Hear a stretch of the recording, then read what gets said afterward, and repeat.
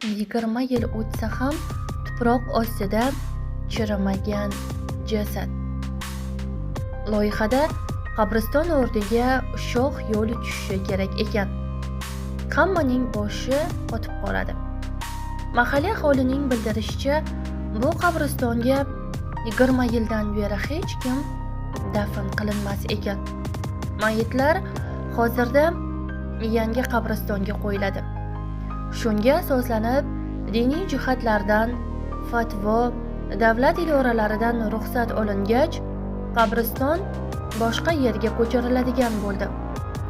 Go'rlarga qayta ketmon solinib, marhumlar suyagi ehtiyotkorlik bilan ohista naql qilina boshlandi. Shunda hammani birdan dahshatga solgan hodisa ro'y beradi. Kutilmagan bu g'aroyib holatdan ishchilar qo'li ishga bormay qoladi. Oftob zarbidan sarg'ayib ketgan eski bir qabrni ochishayotganda yangi qo'yilgan murdaga duch kelishadi. Go'rkov va quruvchilardan iborat ishchi guruh boshlig'i g'azab aralash hayrat bilan Go'rkovdan so'raydi: 20 yildan beri bu yerga hech kim dafn qilinmagan degan edingiz-ku. Shunday Sayyid, unda bu nima? Vallohi bilmadim Sayyid. Siz bilmasangiz unda kim biladi? O'limdan xabarim bor, bu narsadan xabarim yo'q. Mayitning yuzini ochib ko'rilsa, ko'p narsa oydinlashadi deb gapga aralashadi tepada turgan mahalla oqsoqoli. To'g'ri aytasiz. Oqsoqol so'zini tasdiqlaydi boshliq. Murda yuzidan tuproqni olib tashlashga Go'rkovdan boshqa hech kimsa botinmaydi. Kunda qancha mayitni qo'ldan o'tkazaverib, diydasi qotib ketgan Go'rkov noma'lum murda jasadiga qo'l uzatayotganda allaqanday noxushlikni sezdimi?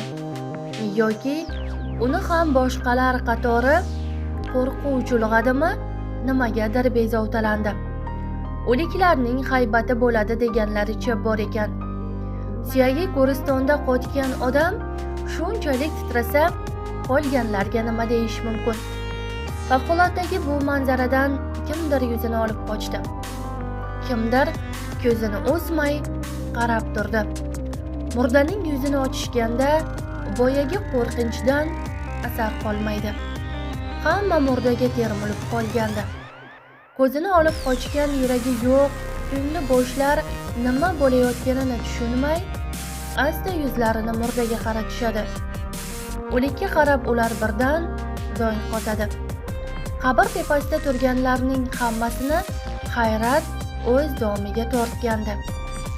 Bu bir xil hayratning omili ikki xil edi. Ishchi guruhni xuddi yangi kuyovga o'xshab uxlayotgan yigitning nurli tal'ati hayratlantirsa, mahalla mo'ysafidlarini o'zlariga tanish yigitchaning chirimagan jussasi hayratga solgandi. Mashalloh, astag'firulloh, la havla va la quvvata illa billah kalimasini tanimay takrorlayotgan boyagi oqsoqol ko'zini yigitdan uzmay, o'ychan holda: bu falonchining o'g'li. Otasi tirik, hozir ancha keksayib qolgan dedi. Dafn qilganiga qancha bo'ldi so'raydi boshliq.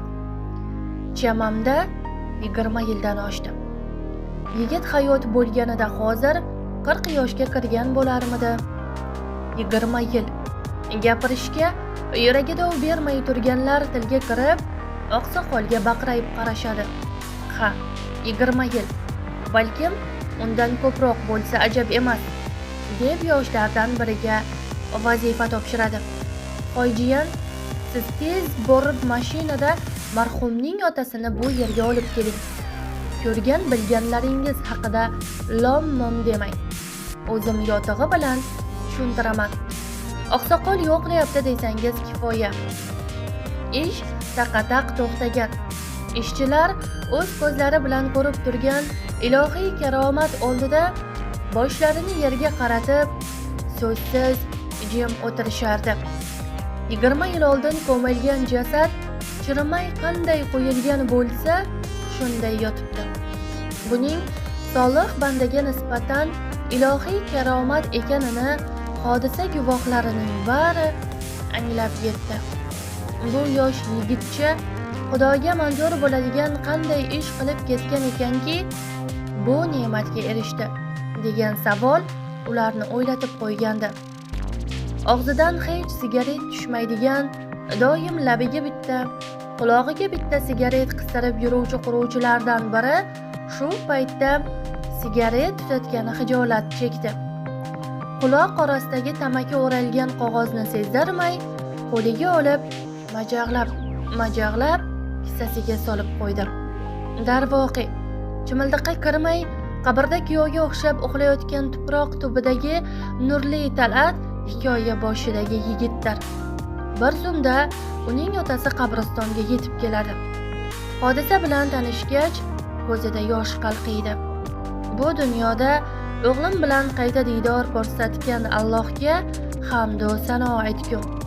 O'g'lim, bizning safarimiz ham yaqinlashib qoldi. Iloho hayotimizni sizning kabi husnul xotima bilan yakunlantirsin.